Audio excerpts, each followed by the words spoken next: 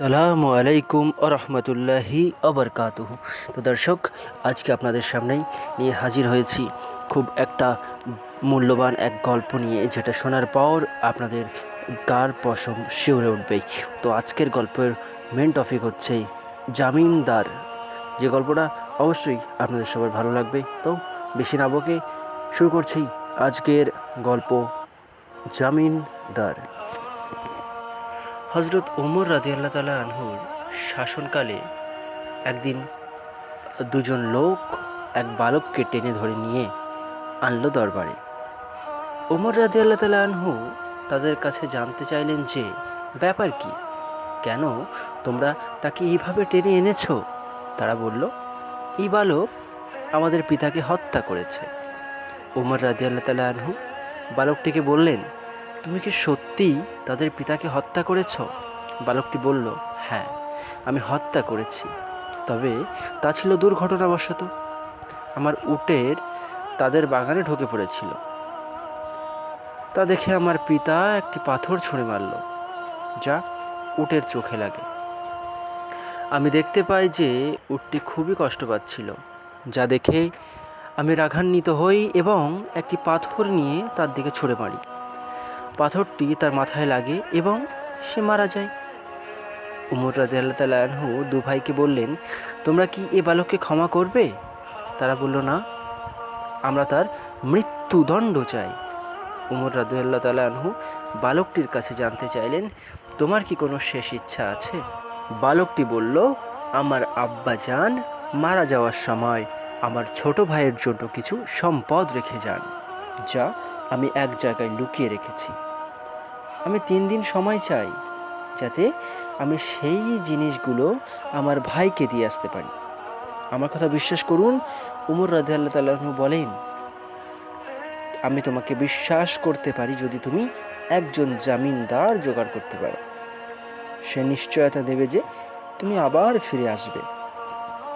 বালকটি দরবারের চারিদিকে তাকালো, এত মানুষের মধ্যে কেউ তার জামিন দিল না। সবাই নিচের দিকে তাকিয়ে রইল। হঠাৎ দরবারের পেছন থেকে একটা হাত উঠল। কার হাত ছিল এটি জানেন? এটি ছিল প্রখ্যাত সাহাবী আবু যার গিফারি রাদিয়াল্লাহু তাআলা আনহু। তিনি বললেন, আমি তার জামিন হব। চিন্তা করুন, জামিন মানে হলো যদি বালকটি না ফিরে আসে, তবে আবু যার গিফারি রাদিয়াল্লাহু তাআলা আনহু এর শিরচ্ছেদ করা হবে, অথবা তার হত্যা করা হবে। সুতরাং বালকটিকে ছেড়ে দেওয়া হলো। একদিন গেল, দ্বিতীয় দিনে বালকটি আসলো না। একদিন গেল, সেদিনও আসলো না। দ্বিতীয় দিন গেল, সেদিনও বালকটি আসলো না। তৃতীয় দিনে দুই ভাই আবু যার গিফরি রাদিয়াল্লাহু তাআলা আনহুর কাছে গেল। আবু যার রাদিয়াল্লাহু তাআলা আনহু বললেন, আমি মাগরিব পর্যন্ত অপেক্ষা করব।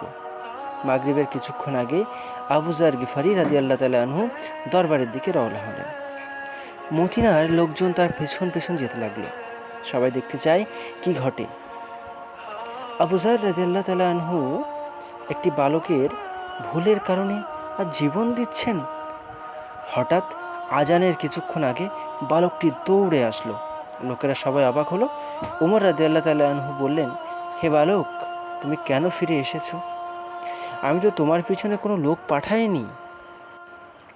কোন জিনিসটি তোমাকে ফিরিয়ে আনলো? বালকটি বলল, আমি চাই না যে কেউ বলুক একজন মুসলিম কথা দিয়েছিল, কিন্তু সে তা রাখেনি, তাই আমি ফিরে এসেছি। উমর রাদিয়াল্লাহু তাআলা আনহু আবু যার রাদিয়াল্লাহু তাআলা আনহুকে বললেন, হে আবু যার, তুমি কেন এই বালকের জামিন হলে? আবু যার রাদিয়াল্লাহু তাআলা আনহু বললেন, আমি দেখলাম একজন মুসলমানের সাহায্য প্রয়োজন। আমি চাই না যে কেউ বলুক একজন মুসলমানের সাহায্য প্রয়োজন ছিল, কিন্তু কোনো মুসলমান তাকে সাহায্য করেনি। এ কথা শুনে দুই ভাই বলল, আমরাও চাই না যে কেউ বলুক একজন মুসলমান ক্ষমা চেয়েছিল, কিন্তু অন্য মুসলমান তাকে ক্ষমা করেনি। তারপর অবশেষে বালকটি মুক্তি পেল।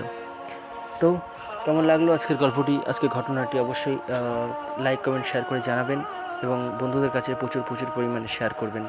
আর যদি আজকের এই গল্পটা ভালো লেগে থাকে একটু অবশ্যই ইউটিউব থেকে দেখলে অবশ্যই সাবস্ক্রাইব করে বেল নোটিফিকেশানটা অন করে অল করে রাখবেন, যাতে সবার আগে ভিডিওটা আপনার কাছে পৌঁছে যেতে পারে।